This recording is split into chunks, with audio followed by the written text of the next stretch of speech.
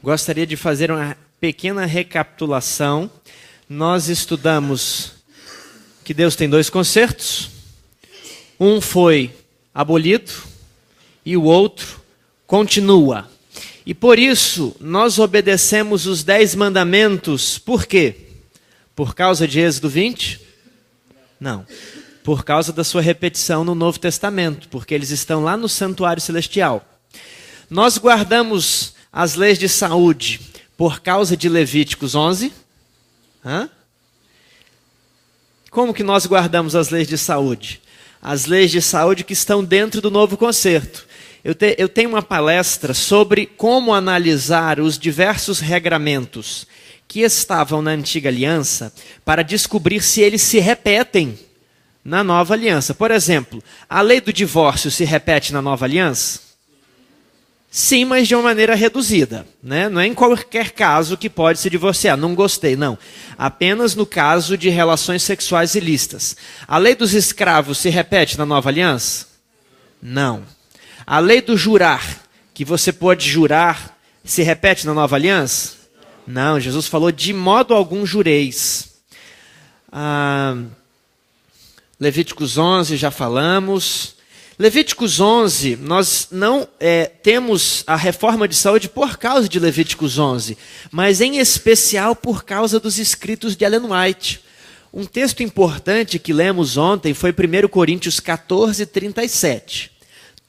Todo aquele que é espiritual, reconheça ser mandamento do Senhor o que vos escrevo. Ou seja, Paulo acrescentou, colocou mandamentos no novo concerto, porque Deus lhe revelou. Ellen White acrescentou coisas na nova aliança? Acrescentou. Jesus, na época, estava em um período onde ele comia carne. Agora, as instruções a partir do dia da expiação, a partir de 1844, é de que nós devemos de fazer jejum e de nos abster de alguns alimentos. Então, o novo concerto ele é dinâmico, informações foram acrescentadas e uma grande luz foi revelada por intermédio de Ellen White. Ok? Então, quem sabe outra vez nós vamos estudar o que se repete, como nós verificarmos as coisas que estão ali na antiga aliança, se elas se repetem, como provar que elas se repetem. Eu só me ative aos 10 mandamentos por ser uma questão central. Nós também vimos que a nova aliança pede que nós não vivamos na caducidade da letra, mas na novidade do espírito. E eu gostaria de dar mais 2 exemplos a fim de ilustrar o que é isso. Ontem o tempo estava avançado, eu não pude falar. Eu creio, por meus estudos, que todas as orações que nós fazemos na igreja devem ser de joelhos. Eu creio assim, né? Agora, e creio que existem exceções onde nós fazemos em pé. Mas eu creio que na igreja é possível, o terreno está plano, não vai atrapalhar, né? Só que muitas pessoas na igreja oram de outra maneira. Por quê? Porque eles não conhecem o assunto. E eu não acho que esse seja o meu assunto principal. Eu me programei de nunca pregar esse assunto na igreja. E quando eu não conhecia esse assunto e nem o praticava, eu fazia várias orações, em pé, deitado, né? E eu creio que Deus ouvia minhas orações. Eu creio que Deus ouve as orações dessas pessoas. Então, uma outra pessoa vai fazer uma oração em pé, eu respeito, oro em pé. Quando é minha vez, eu poderia olhar ajoelhado. Se a pessoa não deixar, eu peço para ela. Eu procuro evitar qualquer polêmica. É assim que eu tenho agido. Outro exemplo. Há muitas músicas que têm um estilo de adoração um pouco mais, como se dizem aí, animado, com muita bateria, com uma música mais sofisticada. E eu já vi muitas pessoas saindo da igreja neste momento. Bom, eu não quero dizer que você não deva sair. É opção sua. Mas Deus sabe que você não está compartilhando daquele louvor se você ficar dentro da igreja. Porque muitas vezes, antes de você conhecer a verdade, você cantava determinados hinos e você sentia estar adorando a Deus. Você fazia com sinceridade. Mas agora que você conhece, você não pode mais fazer isso com sinceridade. Mas outras pessoas o estão fazendo. Você precisa participar com elas? Não. Mas você precisa sair da igreja? Também não. qual é a minha prática? Quando canta-se na igreja uma música que eu não concordo, eu não canto. Mas eu também não vou ler um livro. Eu vou ficar olhando para a tela. Às vezes tem uma imagem bonita. Às vezes o ritmo da música não é legal. Mas às vezes a letra é profunda. Então eu tento escolher o que de melhor tem naquilo. Vou meditar na imagem, no projetor. Vou meditar na letra. Apesar de não cantar e não partilhar da música. Eu posso pegar um livro e ler. Só que aí a pessoa que está na frente, ele não canta e também está lendo. Está conversando. Aí eu acho que não é legal. Okay? Mas isso é prática minha. Os irmãos tirem o que os irmãos acharem de melhor. Eu penso assim, estar vivendo da melhor maneira no espírito da nova aliança. Hoje nós vamos aplicar alguns conceitos que já estudamos. Hoje vamos sair da dinâmica das alianças e vamos entender o que é justiça, o que é justificação, como funciona a justificação. E as pessoas têm dificuldade, como a vida inteira eu tive dentro da igreja. O que é justificação pela fé? É perdão, mas é obediência, é tudo, é salvação, é a vida eterna. E a coisa acaba ficando confusa. E eu fui confuso por muitos anos. Nós sabemos alguns conceitos, mas na justificação acaba embolada. Tem que guardar o sábado para ir para o céu? Tem que, mas não tem. Deve-se guardar o sábado para ir para o céu? Deve, mas também não deve. Enfim, a gente fica um pouco confuso, parece que os conceitos são obscuros. Então, no nosso estudo de hoje, antes de iniciarmos o funcionamento da justificação, nós vamos ver os conceitos. Se nós passarmos a estudar a Bíblia e firmarmos os conceitos, nós não vamos nos perder, porque os conceitos são os pés que você coloca num edifício. Ali você está travado, e aí você consegue raciocinar. Então, o primeiro conceito de hoje, o conceito de pecado. O que é pecado? E essa é fácil, respondam para mim, o que é pecado? Mas essa é muito fácil. Todo aquele que pratica o pecado também transgride a lei, porque o pecado é a transgressão da lei. 1 João 3,4. Ellen White referenda essa definição, mas é claro que sim, e ela usa palavras fortes. A única definição de pecado é encontrada na Bíblia. O pecado é a transgressão da lei. 1 João 3,4, e a referência está Mensagens Escolhidas, volume 1, página 320. Pois bem, precisamos compreender o que é pecado, a saber que ele é a transgressão da lei. Essa é a única definição dada nas Escrituras. Fé e Obras, página 56. Então, está aqui já eliminado sumariamente a opção de que existem várias definições de pecado ou duas definições de pecado. E o meu desafio é o seguinte: a pessoa que diz que tem mais de uma definição de pecados, me mostre um pecado que não seja transgressão da lei. Se você puder me mostrar um pecado que não seja transgressão da lei, eu admito que tem mais de outras definições de pecado. Mas até hoje ninguém conseguiu me mostrar um exemplo prático de pecado que não seja transgressão da lei. Ok? Agora, o que é justiça? Vamos lá. Vocês sabiam que era pecado. Vamos lá, o que é justiça? Cadê? Olha, o que é justiça? Kelvin? Obediência da lei, que lindo. Olha, vocês percebem que o número de pessoas que sabiam o conceito de justiça diminuiu drasticamente. Ok, nós temos um auditório aqui, talvez umas 40 pessoas. E aí uma pessoa respondeu, com muita força, mas respondeu certo. Onde está na Bíblia? Deuteronômio 6:25. Será por nós justiça, quando tivermos cuidado de cumprir todos estes mandamentos perante o Senhor nosso Deus, como nos tem ordenado. Então, o que é justiça? Obediência. O que é pecado? Desobediência. O que é justiça?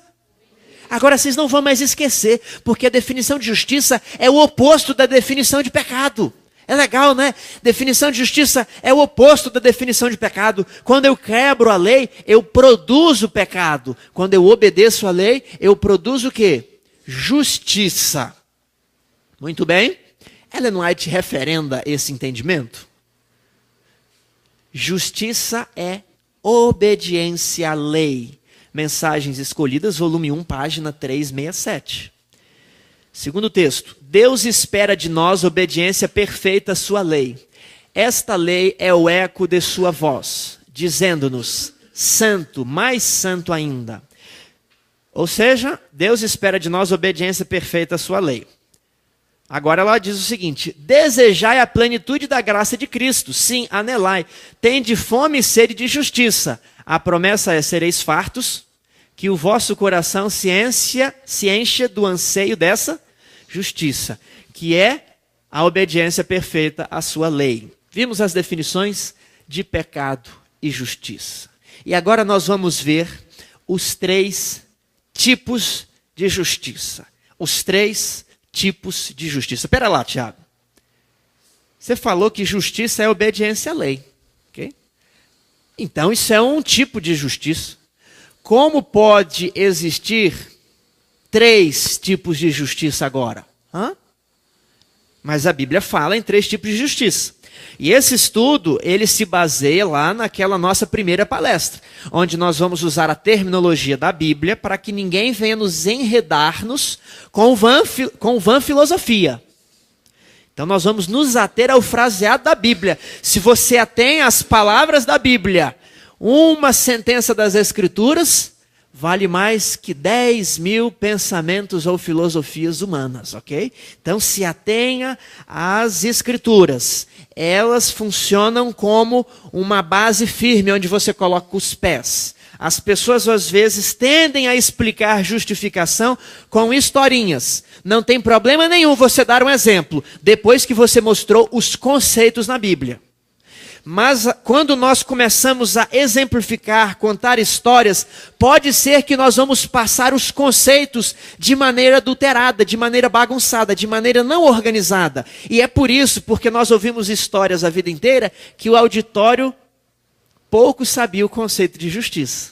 Estão vendo? Nós precisamos firmar a nossa mente nos conceitos e terminologias da Bíblia. Mas existem 3 tipos de justiça. A diferença está na pessoa que produziu essa justiça. Justiça é o quê? Obediência à lei. Então, dependendo da pessoa que gerou os créditos, que produziu essa justiça, ela muda de nome. Vamos ver? Paulo, explicando os tipos de justiça, afirma. Romanos 10, 5, 6 e 7. Ora, Moisés escreveu que o homem que praticar a justiça decorrente da lei viverá por ela. Mas a justiça decorrente da fé, assim diz: se com tua boca confessares a Jesus como Senhor, e em teu coração creres que Deus o ressuscitou dentre os mortos, serás salvo. Então, nesse texto aqui, Paulo apresenta 2 tipos de justiça. E no verso anterior, no 3 ou no 4, Romanos 10, 3 e 4, ele apresenta o 3º tipo que nós vamos ver daqui a pouco. Então, o que é a justiça da lei? Praticar a lei. E se ele praticar toda a lei, ele vai viver porque aquilo fazia parte do contrato. Deus é obrigado a lhe dar a vida eterna.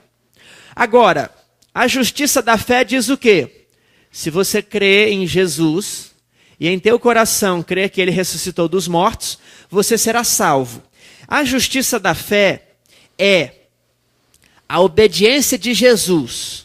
É a justiça da lei de Jesus que, transmitida a você, e você não vê isso, por isso é pela fé, ela recebe o nome de justiça da fé. Quando eu obedeço à lei, eu pratico a justiça da lei. Quando Jesus obedece à lei, ele pratica o quê? A justiça da lei. E aí, quando você não praticou a lei, você praticou o pecado, você vai ser condenado. Para você não ser condenado, você pede para Jesus lhe imputar a sua obediência. Então, a justiça da lei, quando é transmitida a você, ela recebe qual nome?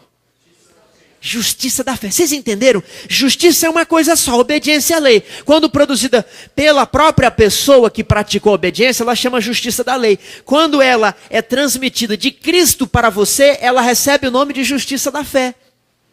Vamos adiante com isso? Justiça da lei. Vamos ver agora as ocorrências. Estão aqui várias ocorrências, não são todas. Existem alguns versos que eu deixei, mas essas são as principais. Esse conceito, ele pode parecer um pouco herético para alguns. Calma, vamos até o final da palestra. Não foque no mensageiro imperfeito, pecador, defeituoso, mas foque na terminologia bíblica, foque nos versos, ok? Levítico 18:5. Portanto, os meus estatutos e os meus juízos guardareis, cumprindo os quais o homem viverá por eles. Se o homem cumprir isso aqui, o homem vai viver por meio da sua obediência. Se ele se garantir, se ele nunca pecar. 1 Reis 8:32. Ouve tu nos céus e age, e julga a teus servos, condenando ao perverso, fazendo recair o seu proceder sobre sua cabeça, e justificando ao justo, para retribuir segundo a sua justiça, para lhe retribuires segundo a sua justiça. Salmo 18, 20 a 24. Isso aqui é fantástico, olha lá. Retribuiu-me o Senhor segundo a minha justiça. Recompensou-me conforme a pureza das minhas mãos. Tiago, peraí, não diz a Bíblia que todas as nossas justiças são o quê? Calma lá, esse verso vai chegar, mas presta atenção no que o verso diz, ok? Aqui diz que Deus recompensou Davi, segundo a pureza das mãos de Davi, pois tenho guardado os caminhos do Senhor, e não me apartei perversamente do meu Deus, porque todos os seus juízos me estão presentes, e não me afastei de mim os seus preceitos. Ele está dizendo, olha, eu andei com perfeição diante de Deus. Em um determinado da minha vida, eu pratiquei a justiça. Davi praticou a justiça da lei a vida inteira? Não. Mas em um determinado momento da vida, ele pode ter praticado? É isso que ele está dizendo. Em um determinado momento, ele estava com a espiritualidade elevada, ele estava no auge, olha... Também fui íntegro para com ele e me guardei da iniquidade. Ou não cometi pecado, é o que ele está falando. Daí retribuir-me o Senhor segundo a minha justiça, conforme a pureza das minhas mãos na sua presença. Justiça da lei não é trapo de imundícia. Justiça da lei é obediência pura, que é preciosa aos olhos de Deus. Vamos adiante. Neemias 9:29. Testemunhaste contra eles para que voltassem à tua lei, porque eles se houveram soberbamente e não deram ouvido aos teus mandamentos. Pecaram, né? Mas pecaram contra os teus juízos. Mas se houvessem cumprido, olha, pelo cumprimento dos quais o homem viverá, teriam vivido. Ezequiel 20:11. Dei-lhes os meus mandamentos e lhes fiz conhecer os meus juízos, os quais, cumprindo-os o homem, viverá por eles. Agora tem um texto interessante. Romanos 8:4. Agora eu já estou no Novo Testamento. Para que a justiça da lei se cumprisse em nós, que não andamos segundo a carne, mas segundo o Espírito. Para que a justiça da lei se cumpra em nós. Então, a justiça da lei no velho concerto? A justiça da lei no novo concerto? Isso aqui Paulo já está falando, Romanos 8 já é o novo concerto. Mateus 19:16. E eis que alguém aproximando-se lhe perguntou, mestre, que farei para ser salvo? É isso que está escrito? Não. O que está escrito? Então, fica na sua cabeça ali. Salvação não é a mesma coisa que vida eterna. Preste atenção nos termos da Bíblia. O jovem perguntou, mestre, que farei eu de bom para alcançar a vida eterna? Respondeu-lhe Jesus, se querem, porém, entrar na vida, guarda os mandamentos. Jesus está ecoando um conceito que nós lemos nas passagens do Velho Testamento. Guardando-os, você viverá por eles. Você quer a vida? Guarde os mandamentos. Olha agora este aqui. Muitos dizem que o jovem rico era legalista e que respondeu errado. Ele precisava da fé, do perdão em Cristo. Ele guardava a lei, mas não tinha... Tudo errado. Sabe por quê? Ellen White, você pode ter isso na Bíblia, você pode ver isso na Bíblia. Mas se você for para o Espírito de Profecia, você vai claramente que o jovem rico não obedecia os 10 mandamentos. Porque o dinheiro era o seu Deus, cometia idolatria. Ok? Não guardava os 10 mandamentos. Foi o ponto que Jesus o testou, para ver se na prática ele cumpriu os 10 mandamentos. Então, jovem rico, não cumpriu os 10 mandamentos. Então esquece aquela história de nada vale cumprir toda a lei, mas não ter a fé. O jovem rico não cumpria. Esse exemplo não pode ser ensinado que os mandamentos de Deus e a nossa obediência a eles são lixo. Não, a nossa obediência é preciosa aos olhos de Deus. Lucas 10, 25 a 28. Mestre, que farei para herdar a vida eterna? Então Jesus lhe perguntou, que está escrito na lei? Ou aquelas passagens que nós vemos no Velho Testamento. O que diz o Velho Testamento? Como interpretas? A isto ele respondeu, amarás o Senhor teu Deus de todo o teu coração, de toda a tua alma, de todas as tuas forças e de todo o teu entendimento. E amarás o teu próximo como a ti mesmo. Lembra que Jesus já havia citado esse texto? Jesus falou destes 2 mandamentos? Dependem toda a lei e os profetas. Jesus também falou, novo mandamento vos dou. Ou seja, Jesus repete esses 2 mandamentos na nova aliança. É o que eu quero dizer. Justiça da lei não é só apenas para a velha aliança. Nós estamos aqui no contexto da nova aliança. Então, amarás o Senhor teu Deus e amarás o próximo como a ti mesmo. Verso 28. Então Jesus lhe disse, você não sabe de nada, seu legalista, escriba e fariseu. É isso que está ali? O que Jesus disse? Respondeste corretamente. Faze isso e você vai ter a vida eterna. O problema é fazer isso, né, irmãos? O problema é guardar a lei desde que nasce até quando morre. Mas se fizer isso, vai ter a vida eterna.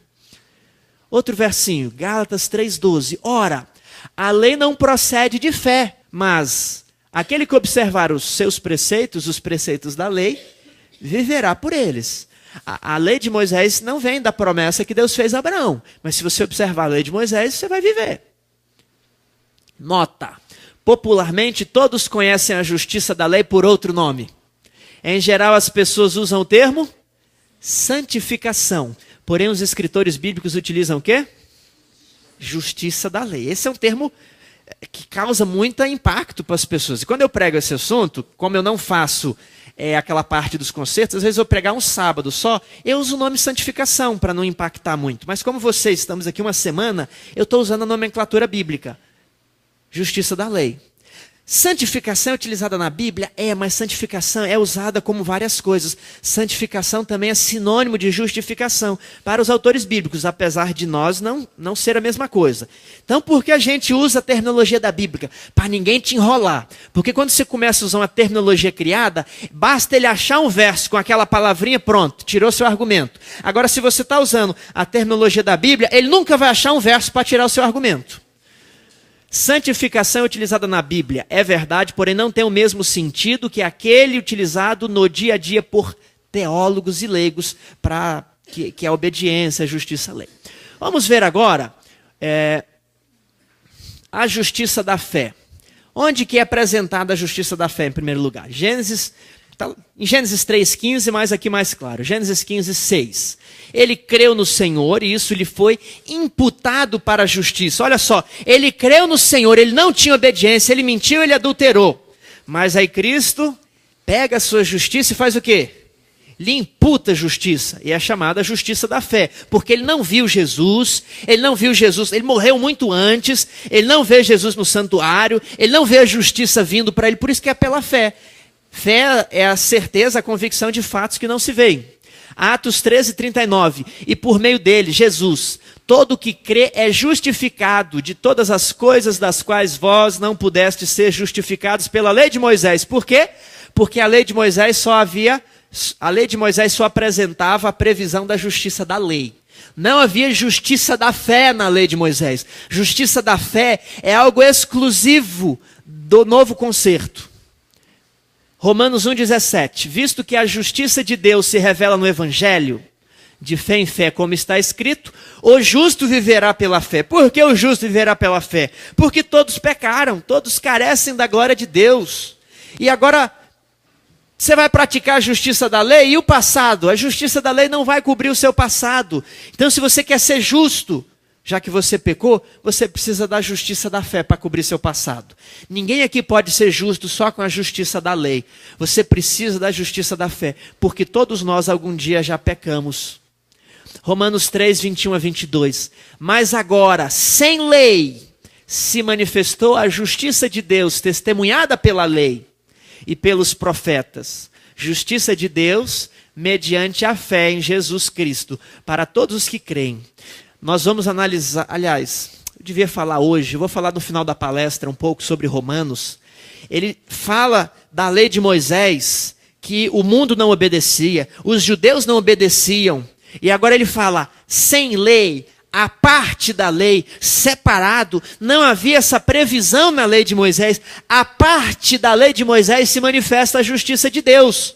Mas essa justiça foi prevista. Ela foi profetizada pela lei, testemunhada pela lei pelos profetas, pelo Antigo Testamento. E essa é uma justiça de Deus mediante a fé. No novo concerto, ela está à parte, ela é a exceção. A regra no universo é a justiça da lei. Os anjos no universo operam pela justiça da lei. Os anjos jamais teriam conhecido graça se não houvesse a queda. Os anjos não precisam de justiça da fé.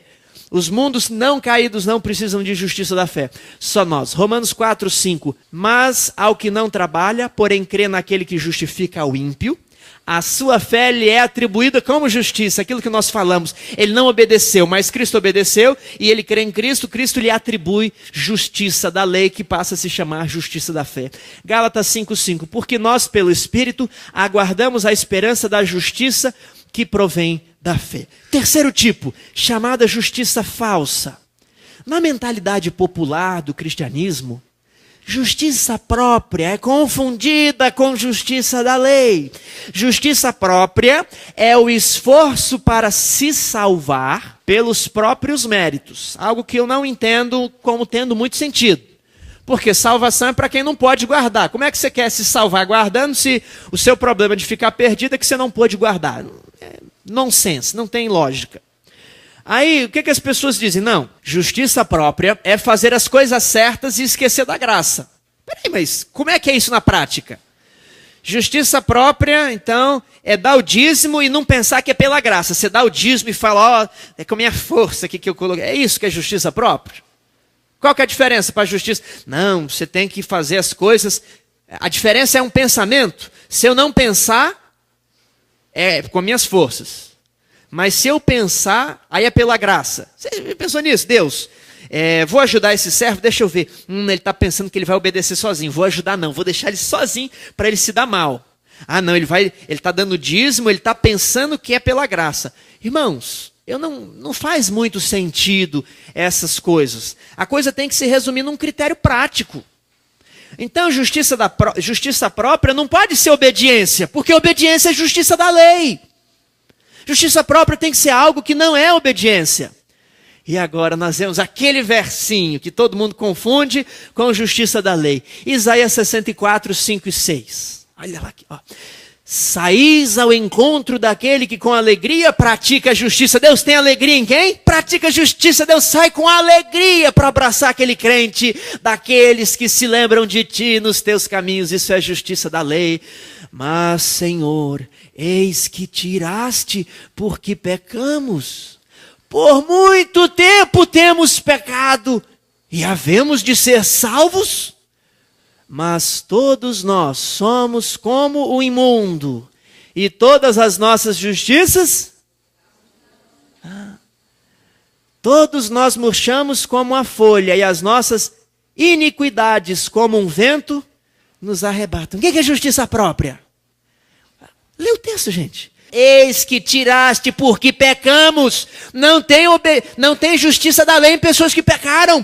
Por muito tempo temos pecado e havemos de ser salvos. Justiça própria é você levar uma vida pecadora, consciente, está fazendo errado, vai para a igreja, tem uma vida de hipocrisia, vai na semana de oração, se arrepende, mas no domingo está a mesma coisa, e você pensa, não, eu sou da igreja adventista, eu tenho o nome no livro da igreja, eu dou meu dízimo, eu guardo o sábado, eu não como carne de porco, eu vou ser salvo. Isso é justiça própria. Você está selecionando a lei de Deus.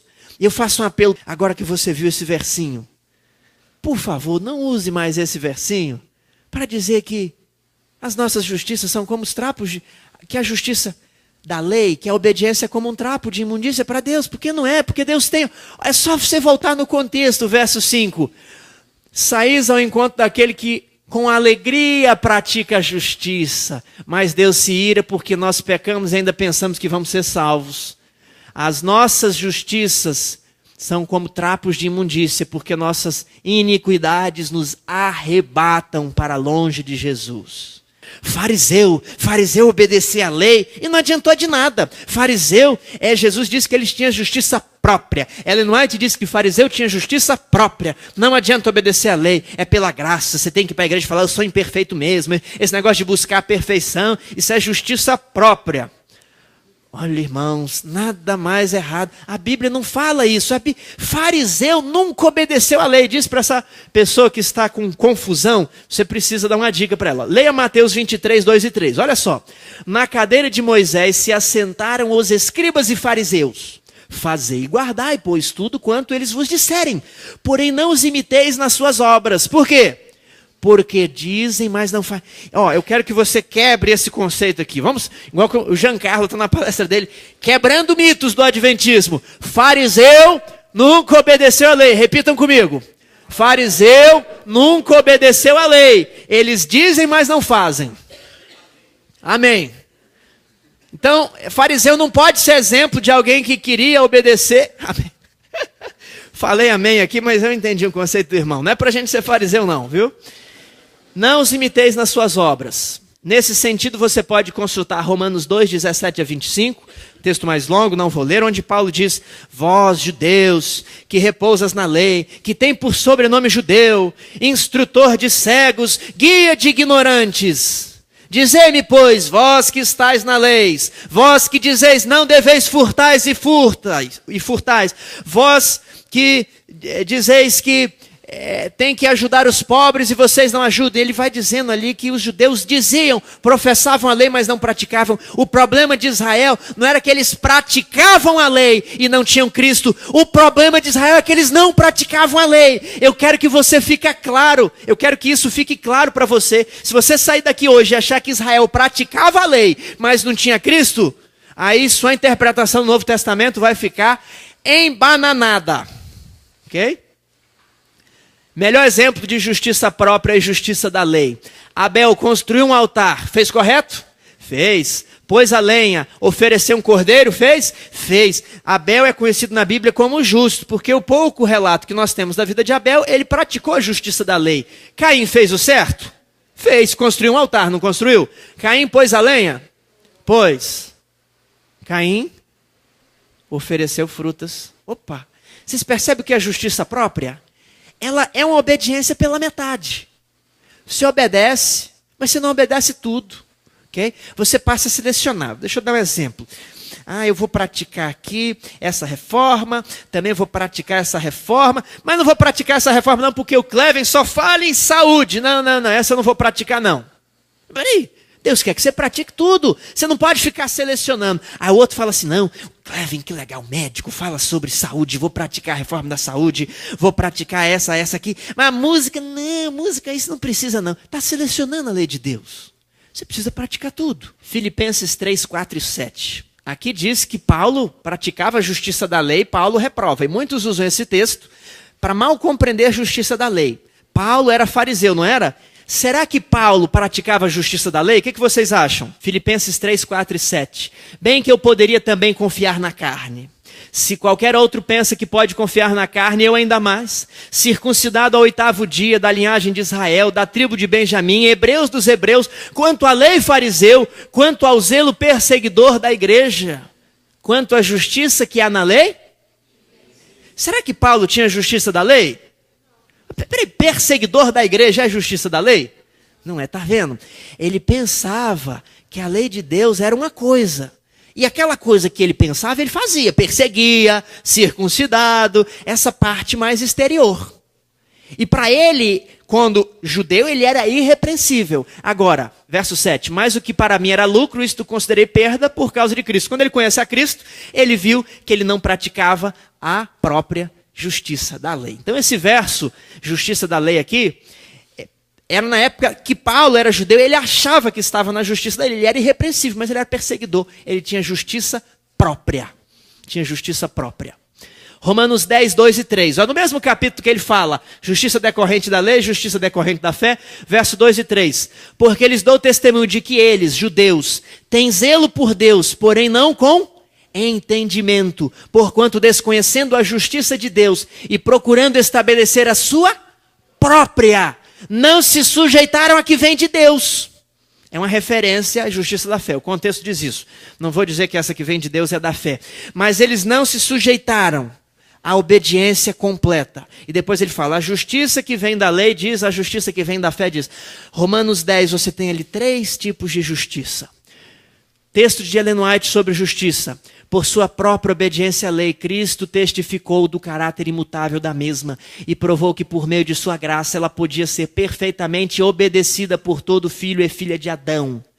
Os discípulos de Cristo precisam alcançar a justiça de um caráter diverso daquela dos fariseus, se querem entrar no reino dos céus. Diverso de quem? Dos fariseus. Em seu Filho, Deus lhes oferecia a perfeita justiça da lei. Caso abrissem plenamente o coração para receber a Cristo, a própria vida de Deus, seu amor habitaria então neles, transformando-os à sua própria semelhança, e assim, mediante o dom gratuito, justiça da fé, o dom gratuito de Deus, haviam de possuir a justiça exigida pela lei. Mas os fariseus rejeitavam a Cristo, não conhecendo a justiça de Deus e procurando estabelecer a sua própria. E ela coloca a referência, Romanos 10, 3. Não se submeteram à justiça divina. Temos aqui dom gratuito, justiça da fé. Temos aqui justiça exigida pela lei. Temos a justiça própria. O novo concerto, nós vamos estudar agora. Ok, quem vai para o céu? Vamos aqui para esse cartaz. Quem vai para o céu? Hã? Quem vai para o céu, quem for o quê? Quem for justificado. São os justos que vão para o céu. Vamos ver o nosso texto aqui? Mateus 25, 46. Irão estes para o castigo eterno, porém os justos para a vida eterna. Você é justo? Não, eu sou pecador. Como eu faço para ir para o céu? Eu preciso passar por um processo chamado justificação. O que significa justificação? Vamos para a Bíblia, Deuteronômio 25:1. Em havendo contenda entre alguns e vierem a juízo, os juízes os julgarão, justificando ao justo e condenando ao culpado. O justo precisa se tornar justo? Não, ele já é justo. Então, justificando ao justo quer dizer que declarando que o justo é justo. Justificação é declarar justo. Declarar justo. Justificação é o quê? Declarar justo. Muitos têm o conceito de tornar justo, mas não é apoiado aqui por esse verso. Tornando justo, justo, não dá, né? Vamos lá, é declarar justo. O que é salvação? Romanos 5:9. Logo, muito mais agora, sendo justificados pelo seu sangue, seremos por ele o quê? Salvos da ira. Então, salvação é livramento da ira de Deus, da multa contratual. Colossenses 1, 13 e 14. Ele nos libertou do império das trevas e nos transportou para o reino do Filho do seu amor, no qual temos a redenção, a remissão dos pecados. Que é salvação? Perdão dos pecados, que te livra da ira de Deus. Eu gostaria de chamar um voluntário aqui à frente, e ele vai segurar aqui a primeira perna da justificação. Você pode ficar aqui neste cantinho como eu estou, segurando aí, desse jeitinho. Então, quem quer ir para o céu precisa ser justificado. Para ser justificado, a primeira coluna, o primeiro pilar da justificação é o quê? E salvação é o quê? Você vai desdobrar só um. O que é salvação? Perdão, certo? Perdão de quais pecados? Segundo Pedro 9, pois aquele a quem estas coisas estão presentes é cego, só vendo o que está perto, esquecido da purificação dos seus pecados de outrora. Então o perdão é para os pecados do passado. Perdão é para os pecados do passado. Muito bem. O que fazer para ser salvo? O que é que vocês acham? O que fazer para ser salvo? Vocês acham que nós precisamos guardar os 10 mandamentos para ser salvo? Levantem as mãos quem acham que precisa guardar os 10 mandamentos. Ninguém pode ficar no muro. Levanta a mão aí. Quem acha que não precisa guardar os 10 mandamentos para ser salvo? Levanta a mão agora. Só um irmão. Ou 2. Quem acha que não precisa guardar os mandamentos para ser salvo? 3. Precisa guardar o sábado para ser salvo? Hã? Mas, gente, salvação não é de graça? Olha aí. Efésios 2:8. Pela graça sois salvos mediante a fé. Isto não vem de vós, é dom de Deus. Não precisa fazer nada para ser salvo. Guarde isso. Salvação é de graça. Não precisa guardar a lei para ser salvo. Tiago, o que é isso? É a Bíblia, irmãos. É a Bíblia. Se você começa a falar que precisa guardar a lei, vão te dar uma rasteira com a Bíblia. Não precisa fazer nada para ser salvo. Quando você se ajoelha na beirada da sua cama e confessa a sua transgressão, você chora com Deus, você pede pelo perdão dos pecados, instantaneamente Deus lhe comunica a justiça da lei, Deus lhe concede a justiça da fé, e você é salvo, e o Pai lhe considera como se você nunca houvesse pecado, como se você fosse santo, como os santos anjos, que nunca conheceram a iniquidade. Você é salvo naquele instante. Salvação é instantânea e não precisa guardar nada. Precisa confessar, se arrepender, abandonar e conversão, se converter. Vocês estão um pouco inseguros, fiquem tranquilos. Quem precisa de salvação? Lucas 19:10. Porque o Filho do Homem veio buscar e salvar quem? Anjo precisa de salvação? Eu vou pegar o que a irmã falou, a senhora me permite? Ela disse que o anjo já tem a salvação pela fé, ok. Nós somos salvos de quê mesmo? Hã? Da ira de Deus. Como que os anjos que nunca pecaram são salvos pela fé da ira de Deus? Está me entendendo? Porque salvação é para quem já pecou. Se eu estou pegando a sua dúvida, eu já ia colocar. Eu estou pegando para nós ilustrarmos. A salvação é para quem já pecou. Anjo não precisa de salvação. Anjo precisa de salvação? Não. Adão no Éden precisava de salvação? Não, porque não havia caído. Salvação é para quem está perdido, para quem está condenado sob a ira de Deus, para quem tem pecados. Os anjos jamais teriam conhecido graça. Os anjos jamais teriam conhecido o plano da salvação se não fosse a queda do homem. Mas os anjos precisam de obedecer? Por quê? Peraí. Eles vão continuar, os irmãos responderam aqui, os anjos precisam obedecer para eles continuarem salvos. Mas salvos de quê? Eles nunca pecaram, eles vão continuar salvos de quê? Está me compreendendo, irmão? Se você é salvo, implica que você um dia esteve perdido. Está compreendendo? Salvação é para quem esteve um dia perdido. Os anjos não estão na condição de salvos, porque nunca estiveram perdidos. Os anjos estão na condição da vida eterna. Tem que obedecer para quê? Para manter a vida eterna. Adão, se quisesse ter a vida eterna, precisava o quê? Ter obedecido no Éden. Então, obediência é critério de quê? Vem cá, um próximo voluntário. Obediência é critério de quê? E vida eterna não é a mesma coisa que salvação. Salvação é o quê? Ó, é pela graça, ok? Ok? E a vida eterna aqui é o quê? Vida eterna, qual que é o critério da vida eterna? Obediência. Os anjos precisam obedecer?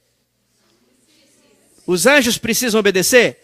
Porque faz parte do contrato com eles no céu. Esse é o critério da vida eterna, a obediência. Então, obediência não tem a ver com salvação. Você está perdido porque você já não obedeceu. Obediência tem a ver com vida eterna. É critério da vida eterna. Já era obrigação de Adão obedecer antes de conhecer salvação. Já era obrigação dos anjos obedecer no céu. E quando nós formos salvos, teremos que continuar obedecendo, porque esse já era o critério do contrato antes. Esses termos precisam estar claros na nossa mente, senão a justificação vai ficar confusa e vamos nos atacar de legalistas, de estarem promovendo a salvação pelas obras. Salvação é só pela graça e não precisa obedecer. Agora, vida eterna é só para quem obedece, é só para quem guarda os 10 mandamentos. Para que serve a salvação? João 8:11. Então lhe disse Jesus, nem eu tampouco te condeno. Vai? Vamos ler isso aqui? Olha aqui. Nem eu tampouco te condeno. Salvação. Vai. e não peques mais. Você recebe a salvação para depois entrar no critério de quê? Da vida eterna, ok? Exemplo, pessoa que está se afogando é puxada para dentro de um barco. Isso é salvação. Agora, para não mais se afogar, ela deve permanecer dentro do barco. Se ela pular na água novamente, poderá se afogar e, novamente, precisará de salvação. Quais os requisitos da vida eterna? Já lemos quando o jovem pergunta, mestre, que farei eu de bom para alcançar a vida eterna? O que Deus falou? Obediência, guarda os mandamentos. A guarda da lei, a guarda do sábado são requisitos da vida eterna e não da salvação. Mas uma vez salvos, aí começa a nossa necessidade de guardar a lei, não para sermos salvos, mas para cumprirmos o que a vida eterna nos exige. Uma vez salvos, é possível perder a salvação? Essa salvação aqui, ela é definitiva ou ela é provisória? Provisória. Lembram do caso da parábola do rei que perdoou uma grande dívida ao seu servo? E ele disse o que ao seu servo? Depois que o seu servo não perdoou o conservo. Não perdoei-te eu toda aquela dívida? E o entregou à prisão. E aí Jesus conclui, assim também o meu Pai vos fará. Ou seja, foi perdoado, foi salvo, recebeu a graça. Mas se ele não praticar a obediência, ele perde a salvação, ele volta a estar perdido de novo e precisa de uma nova conversão, de um novo perdão. Então o nosso esquema é esse aí que está na tela. Justificação é o guarda-chuva e possui 2 pilares. Se você destruir um desses pilares, o seu evangelho é manco, o seu evangelho é falho. Isso aqui é o evangelho eterno. Esse é o esquema do evangelho eterno pelas passagens bíblicas. Querem ver? Justificados pela fé. Deixa eu abrir aqui o resto. Isso aqui, ó. Justificados pela fé. Fomos, pois, sepultados com ele na morte pelo batismo, para que, como Cristo foi ressuscitado dentre os mortos pela glória do Pai, assim também andemos nós em novidade de vida. Porque se fomos unidos com ele na semelhança da sua morte, certamente o seremos também na semelhança de sua ressurreição.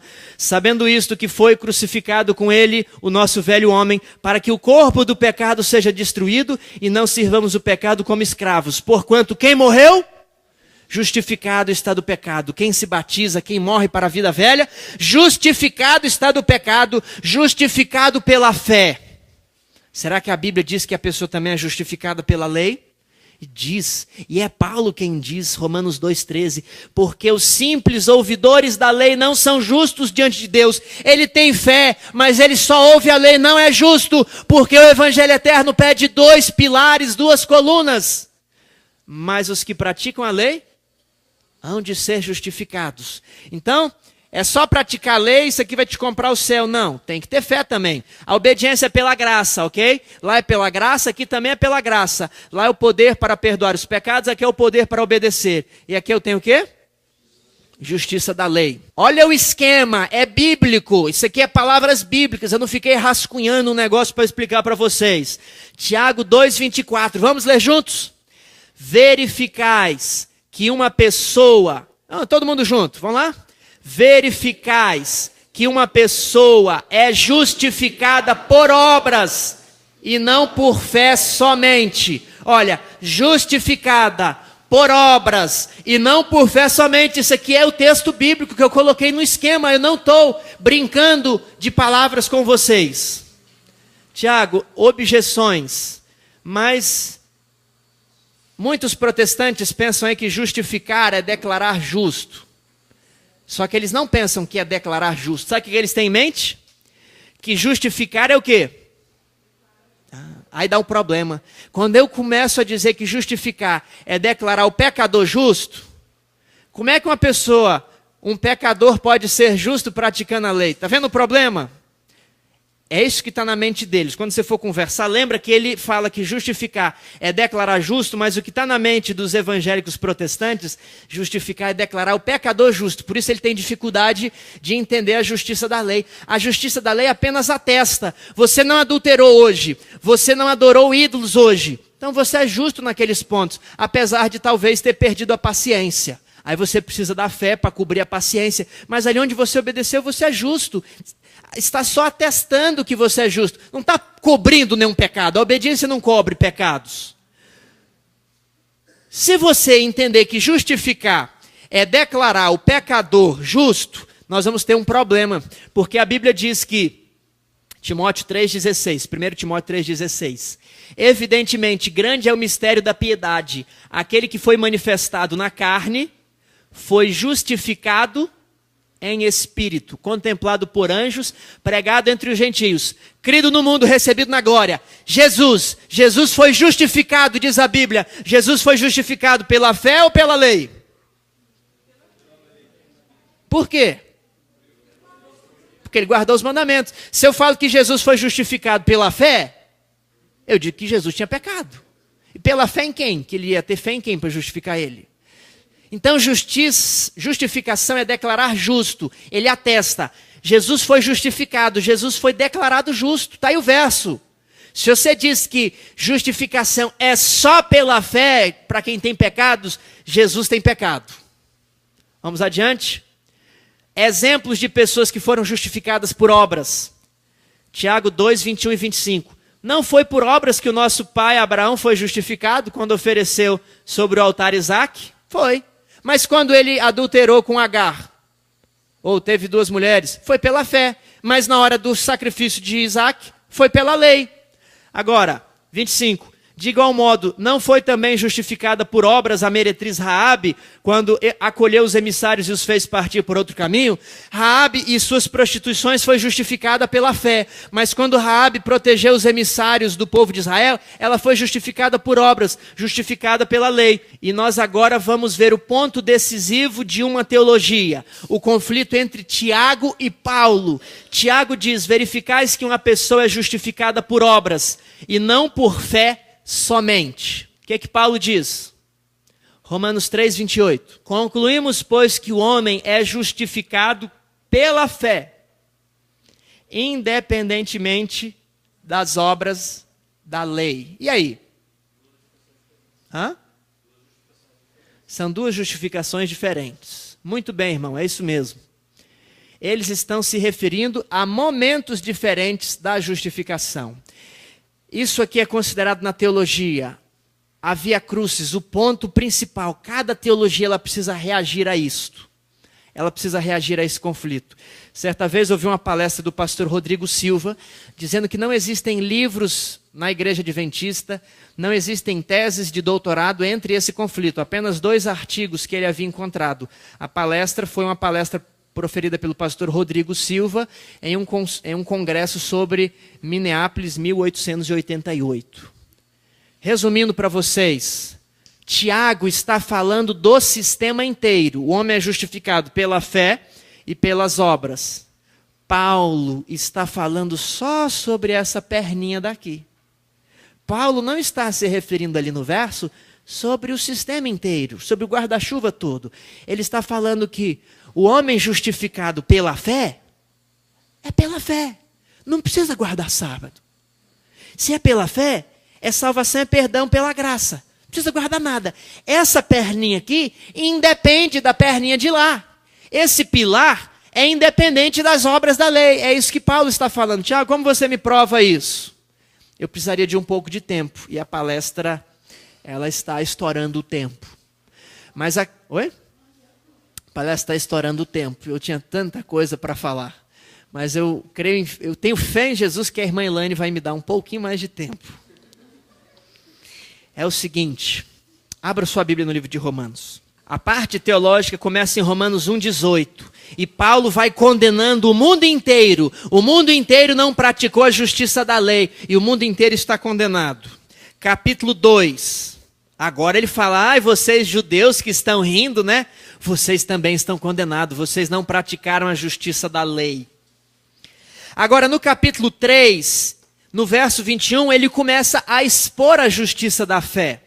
Até o capítulo 3, verso 20, ele expôs apenas a justiça da lei, condenou o mundo inteiro. Agora ele fala, verso 21, mas agora, sem lei, a parte da lei, manifestou a justiça pela fé. E logo ali no 28 ele, olha, concluímos que o homem é justificado pela fé, independente das obras da lei. Só basta ter fé, orar, pedir perdão, e instantaneamente você é justificado. E ele começa então a explorar isso no capítulo 4, no capítulo 5, no capítulo 6 ele já começa a fazer uma ponte da justiça pela fé para a justiça da lei. No capítulo 6, ele faz uma ponte da justiça para a fé e começa a fazer uma ponte para a justiça da lei. Quer ver o seguinte? 6, verso 6. Sabendo isto, que foi crucificado com ele o nosso velho homem, para que o corpo do pecado seja destruído, e não sirvamos o pecado como escravos. Ou ele começa a falar que temos que obedecer.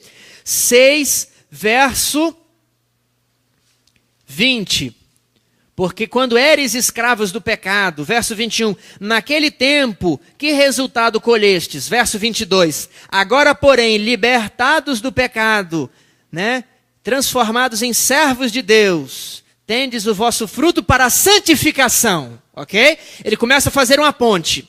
No capítulo 7, ele vai traçar o nosso dilema, o dilema do homem não convertido, que quer obedecer, mas desobedece. Quem nos livrará da agonia, dessa inconstância, de querendo buscar a perfeição, querendo buscar a vitória sobre o pecado, ainda ficamos tropeçando e precisamos da justiça pela fé. E ele, graças a Deus por Jesus Cristo, e no capítulo 8, ele vai dizer que, olha aqui, verso 3, capítulo 8, verso 3.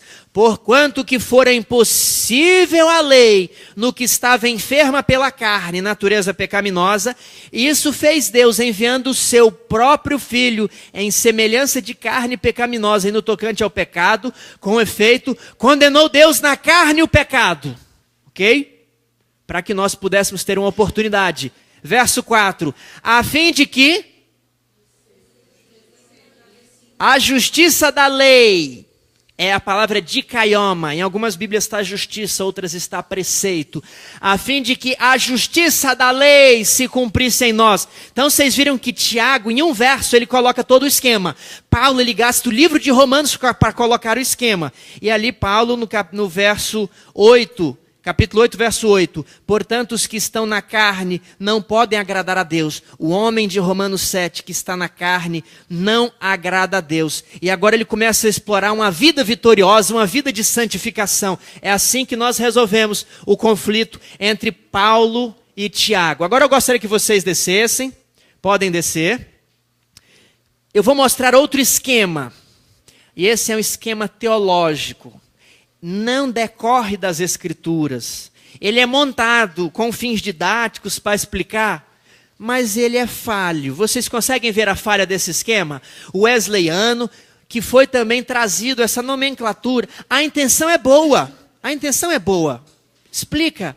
Mas ele vai receber muitos ataques. E ataques justos. Ele foi trazido para a igreja adventista. Nós temos uma forte influência do metodismo. Qual esquema que é? O guarda-chuva é salvação. Um pilar, justificação pela fé. E outro pilar, santificação. Qual é o problema desse esquema? Primeiro, ele não decorre da terminologia das Escrituras.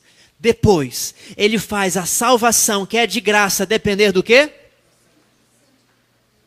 E aí Desmond Ford viu isso. O que Desmond Ford falou? O que Geoffrey Paxton falou? O que Brin Smith falou? Em um determinado momento da vida deles, eles perceberam que os adventistas já não estão mais seguindo a reforma protestante de Lutero e Calvino. Eles foram muito influenciados pelo wesleyanismo, com a ideia da segunda bênção, de incluir a santificação dentro da salvação. Santificação é boa, mas Lutero diz, sola fide, somente pela fé. E Lutero teve fortes problemas com a epístola de Tiago. Lutero não conseguia harmonizar Tiago e Paulo. O que Lutero faz? Livro de Tiago não é inspirado, é epístola de palha. E agora, então, eles derrubam esse pilar aqui. E talvez entram muitas coisas que nós chamamos de nova teologia, pregando uma salvação que é unicamente pela fé em Cristo. Fica uma graça barata. E a santificação é legal, é tudo isso, mas não é necessária. Faz quem quiser. Vocês entenderam? Esse esquema, ele é bom, ele está explicadinho direitinho. Só que ele não aguenta muitos ataques bíblicos. Foi esses ataques que o doutor Desmond Ford fez. Olha, a salvação é só pela fé. Não pode ter obediência à lei aqui embaixo.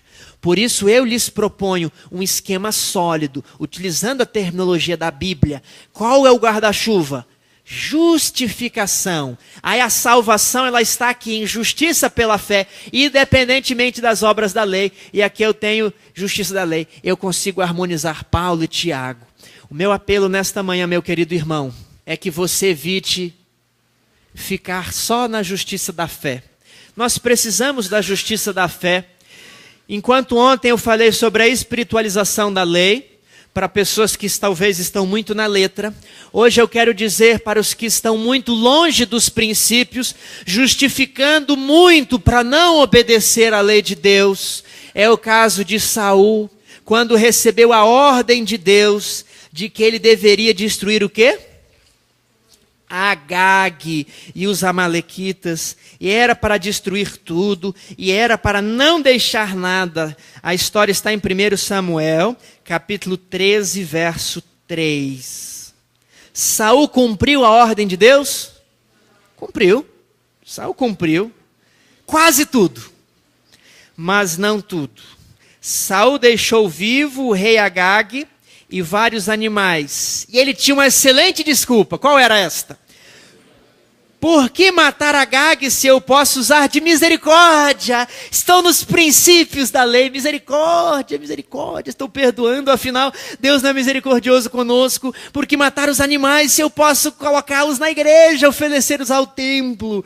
Não seria desperdiçar os rebanhos?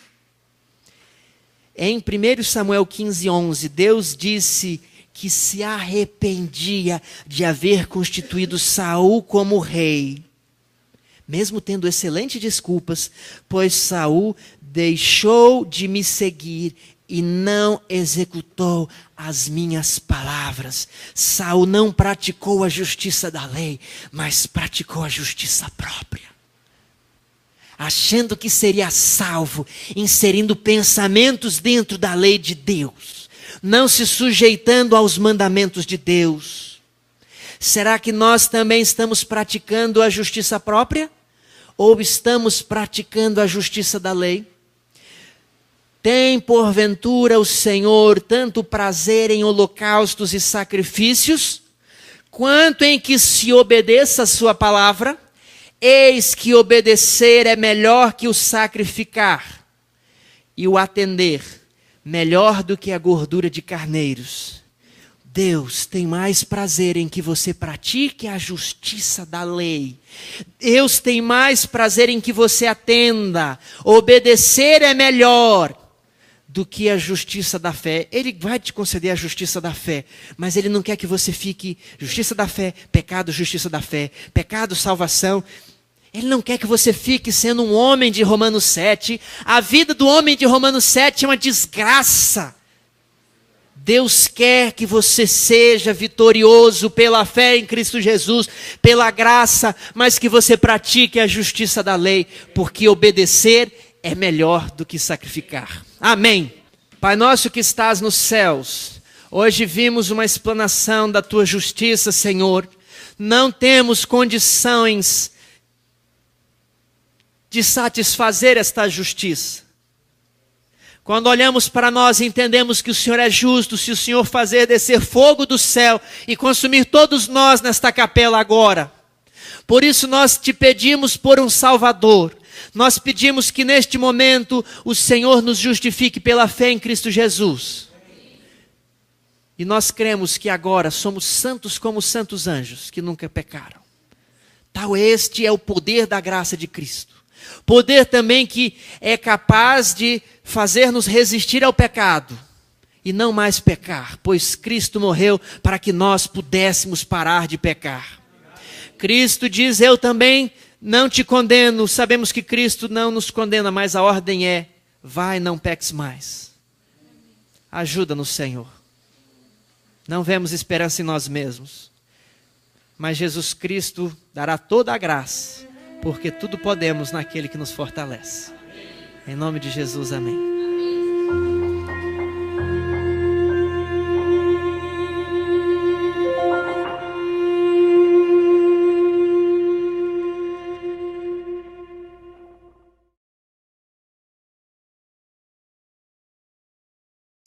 E as pessoas têm dificuldade, como a vida inteira eu tive dentro da igreja. O que é justificação pela fé? É perdão, mas é obediência, é tudo, é salvação, é a vida eterna. E a coisa acaba ficando confusa. E eu fui confuso por muitos anos. Nós sabemos alguns conceitos, mas na justificação acaba embolada. Tem que guardar o sábado para ir para o céu? Tem que, mas não tem. Deve-se guardar o sábado para ir para o céu? Deve, mas também não deve. Enfim, a gente fica um pouco confuso, parece que os conceitos são obscuros. Então, no nosso estudo de hoje, antes de iniciarmos o funcionamento da justificação, nós vamos ver os conceitos. Se nós passarmos a estudar a Bíblia e firmarmos os conceitos, nós não vamos nos perder, porque os conceitos são os pés que você coloca num edifício. Ali você está travado, e aí você consegue raciocinar. Então, o primeiro conceito de hoje, o conceito de pecado. O que é pecado? E essa é fácil, respondam para mim, o que é pecado? Mas essa é muito fácil. Todo aquele que pratica o pecado também transgride a lei, porque o pecado é a transgressão da lei. 1 João 3,4. Ellen White referenda essa definição, mas é claro que sim, e ela usa palavras fortes. A única definição de pecado é encontrada na Bíblia. O pecado é a transgressão da lei. 1 João 3,4, e a referência está Mensagens Escolhidas, volume 1, página 320. Pois bem, precisamos compreender o que é pecado, a saber que ele é a transgressão da lei. Essa é a única definição dada nas Escrituras. Fé e Obras, página 56. Então, está aqui já eliminado sumariamente a opção de que existem várias definições de pecado, ou duas definições de pecado. E o meu desafio é o seguinte: a pessoa que diz que ora em pé, quando é minha vez, eu poderia olhar ajoelhado? Se a pessoa não deixar, eu peço para ela, eu procuro evitar qualquer polêmica. É assim que eu tenho agido. Outro exemplo, há muitas músicas que têm um estilo de adoração um pouco mais, como se dizem aí, animado, com muita bateria, com uma música mais sofisticada. E eu já vi muitas pessoas saindo da igreja neste momento. Bom, eu não quero dizer que você não deva sair. É opção sua. Mas Deus sabe que você não está compartilhando daquele louvor se você ficar dentro da igreja. Porque muitas vezes, antes de você conhecer a verdade, você cantava determinados hinos e você sentia estar adorando a Deus. Você fazia com sinceridade. Mas agora que você conhece, você não pode mais fazer isso com sinceridade. Mas outras pessoas o estão fazendo. Você precisa participar com elas? Não. Mas você precisa sair da igreja? Também não. Qual é a minha prática? Quando canta-se na igreja uma música que eu não concordo, eu não canto. Mas eu também não vou ler um livro. Eu vou ficar olhando para a tela. Às vezes tem uma imagem bonita. Às vezes o ritmo da música não é legal, mas às vezes a letra é profunda. Então eu tento escolher o que de melhor tem naquilo. Vou meditar na imagem, no projetor, vou meditar na letra, apesar de não cantar e não partilhar da música. Eu posso pegar um livro e ler, só que aí a pessoa que está na frente, ele não canta e também está lendo, está conversando. Aí eu acho que não é legal. Okay? Mas isso é prática minha. Os irmãos tirem o que os irmãos acharem de melhor. Eu penso assim, estar vivendo da melhor maneira no espírito da nova aliança. Hoje nós vamos aplicar alguns conceitos que já estudamos. Hoje vamos sair da dinâmica das alianças e vamos entender o que é justiça, o que é justificação, como funciona a justificação.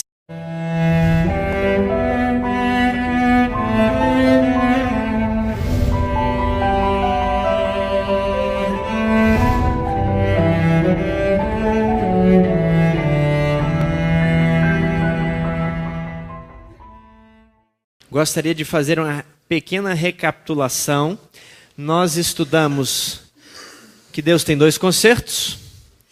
Um foi abolido e o outro continua. E por isso nós obedecemos os 10 mandamentos. Por quê? Por causa de Êxodo 20? Não. Por causa da sua repetição no Novo Testamento, porque eles estão lá no santuário celestial. Nós guardamos as leis de saúde por causa de Levíticos 11. Como que nós guardamos as leis de saúde? As leis de saúde que estão dentro do novo concerto. Eu tenho uma palestra sobre como analisar os diversos regramentos que estavam na antiga aliança para descobrir se eles se repetem na nova aliança. Por exemplo, a lei do divórcio se repete na nova aliança? Sim, mas de uma maneira reduzida, né? Não é em qualquer caso que pode se divorciar. Não gostei, não. Apenas no caso de relações sexuais ilícitas. A lei dos escravos se repete na nova aliança? Não. A lei do jurar, que você pode jurar, se repete na nova aliança? Não. Jesus falou: de modo algum jureis. Levíticos 11, já falamos. Levíticos 11, nós não temos a reforma de saúde por causa de Levíticos 11, mas em especial por causa dos escritos de Ellen White. Um texto importante que lemos ontem foi 1 Coríntios 14, 37. Todo aquele que é espiritual, reconheça ser mandamento do Senhor o que vos escrevo. Ou seja, Paulo acrescentou, colocou mandamentos no novo concerto, porque Deus lhe revelou. Ellen White acrescentou coisas na nova aliança? Acrescentou. Jesus, na época, estava em um período onde ele comia carne.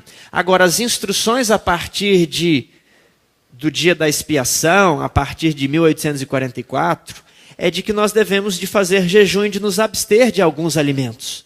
Então, o novo concerto ele é dinâmico, informações foram acrescentadas e uma grande luz foi revelada por intermédio de Ellen White. Okay? Então, quem sabe outra vez nós vamos estudar o que se repete, como nós verificarmos as coisas que estão ali na antiga aliança, se elas se repetem, como provar que elas se repetem. Eu só me ative aos 10 mandamentos por ser uma questão central. Nós também vimos que a nova aliança pede que nós não vivamos na caducidade da letra, mas na novidade do espírito. E eu gostaria de dar mais 2 exemplos a fim de ilustrar o que é isso. Ontem o tempo estava avançado, eu não pude falar. Eu creio, por meus estudos, que todas as orações que nós fazemos na igreja devem ser de joelhos. Eu creio assim, né? Agora, e creio que existem exceções onde nós fazemos em pé. Mas eu creio que na igreja é possível, o terreno está plano, não vai atrapalhar, né? Só que muitas pessoas na igreja oram de outra maneira. Por quê? Porque eles não conhecem o assunto. E eu não acho que esse seja o meu assunto principal. Eu me programei de nunca pregar esse assunto na igreja. E quando eu não conhecia esse assunto e nem o praticava, eu fazia várias orações, em pé, deitado, né? E eu creio que Deus ouvia minhas orações.